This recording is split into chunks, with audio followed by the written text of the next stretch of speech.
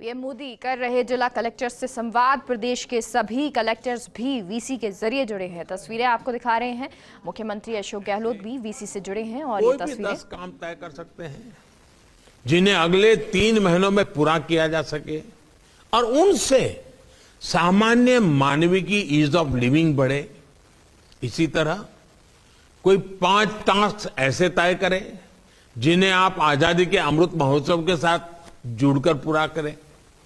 ये काम इस ऐतिहासिक कालखंड में आपकी, आपके जिले के लोगों की ऐतिहासिक उपलब्धियां बननी चाहिए। जिस तरह देश आकांक्षी जिलों को आगे बढ़ाने के लिए काम कर रहा है, वैसे ही जिले में आप ब्लॉक लेवल पर अपनी प्राथमिकताएं और लक्ष्य तय कर सकते हैं। आपको जिस जिले की जिम्मेदारी मिली है, आप उसकी खूबियों को भी जरूर पहचाने, उनसे जुड़े। इन खूबियों में ही जिले का पोटेंशियल छिपा होता है। आपने देखा है, 1 डिस्ट्रिक्ट 1 प्रोडक्ट जिले की खूबियों पर ही आधारित है।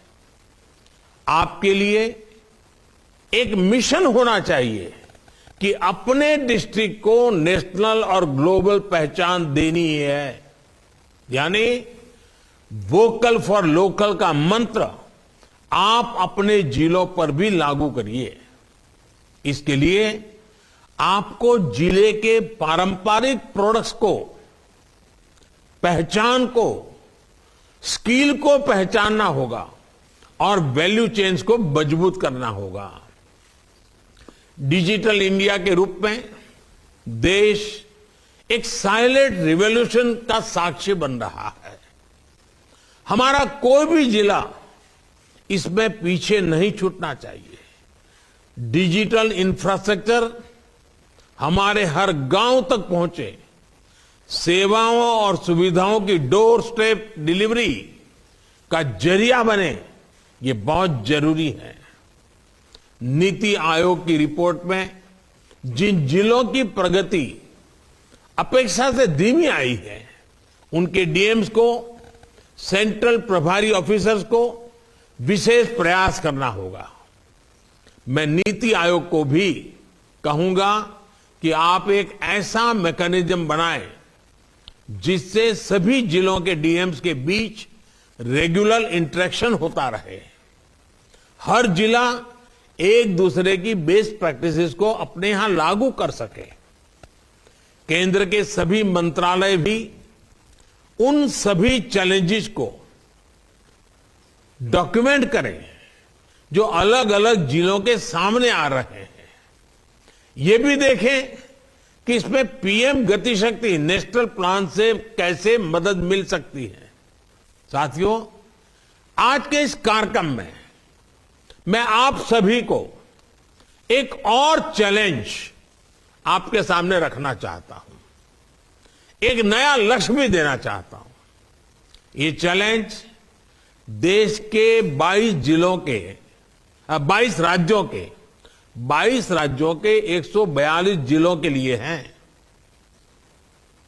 ये जिले विकास की दौड़ में पीछे नहीं है। ये एस्पिरेशनल डिस्ट्रिक्ट की कैटेगरी में नहीं है। ये काफी आगे निकले हुए हैं, लेकिन अनेक पैरामीटर में आगे होने के बावजूद भी एकाध 2 पैरामीटर्स ऐसे हुए जिसमें वो पीछे रह गए। और सभी मैंने मंत्रालयों को कहा था कि वो अपने अपने मंत्रालय में ऐसा क्या क्या है ढूंढ सकते हैं। किसी ने 10 जिले ढूंढे, किसी ने 8 जिले ढूंढे हैं, किसी ने 6 जिले ढूंढे हैं। ठीक है, अभी इतना आया है। जैसे कोई एक जिला है जहां बाकी सब तो बहुत अच्छा है, लेकिन वहां कुपोषण की दिक्कत है। इसी तरह किसी जिले में सारे इंडिकेटर्स ठीक है, लेकिन वो एजुकेशन में पिछड़ा हुआ है। सरकार के अलग अलग मंत्रालयों ने, अलग अलग विभागों ने ऐसे 142 जिलों की एक लिस्ट तैयार की है जिन 1-2 पैरामीटर्स पर ये अलग अलग 142 जिले पीछे है।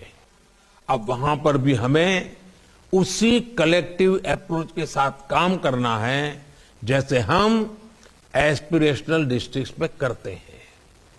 ये सभी सरकारों के लिए, भारत सरकार, राज्य सरकार, जिला प्रशासन, जो सरकारी मशीनरी है, उसके लिए एक नया अवसर भी है, नई चैलेंज भी है।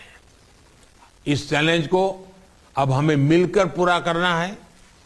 इसमें अपने सभी मुख्यमंत्री साथियों का भी सहयोग हमेशा मिलता रहा है, आगे भी मिलता रहेगा, मुझे पूरा विश्वास है। साथियों, अभी कोरोना का समय भी चल रहा है। कोरोना को लेकर तैयारी, उसका मैनेजमेंट और कोरोना के बीच भी विकास की रफ्तार को बनाए रखना, इनमें भी सभी जिलों की बहुत बड़ी भूमिका है। इन जिलों में भविष्य की चुनौतियों को देखते हुए भी अभी से काम होना चाहिए।